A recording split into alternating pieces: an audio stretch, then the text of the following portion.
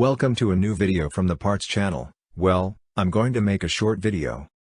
But I find it very interesting. Someone who has a question with his diesel engine realizes that when the Flowmeter is connected, there is an outside temperature of 2 degrees below zero, 2 degrees Celsius below zero. The engine revolutions per minute, RPM, is at 1200, but when you disconnect the Flowmeter, the revolutions go to around 800, and he asks, let's see if there is a problem or if he has to update the ECU. No, there is no problem. What the ECU does is use the factory preset values when disconnecting the Flowmeter. In the case that he asks, is it a Toyota? This Flowmeter is from a Toyota too. The Flowmeter, in addition to giving the values of the mass of air that enters the engine, also gives the values of the temperature of that air. It can have factory preset values, which are, in case of not having information on the Flowmeter, it is at sea level and at 20 degrees Celsius.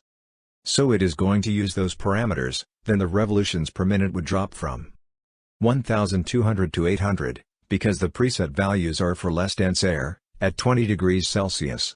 The air is less dense than at 2 degrees below zero, and therefore, it will inject less amount of fuel, which is why the RPM drops. But the opposite can also happen, that it is very hot outside, the engine revs are at 800, and when disconnecting the Flowmeter, go up to 1100 or 1200, because the manufacturer, it may be from another engine model, has set some pre-established values, which, if the Flowmeter data is not available, should also be at level outside from the sea, but that it works as if there were 15 degrees, then of course, with 15 degrees, the air is denser than with 30, with which it will inject more fuel, it will enrich the mixture more, and therefore the revolutions will be a little more tall. Well, here you have this short video. If it has been useful to you, then do not forget to give a like and subscribe to the channel.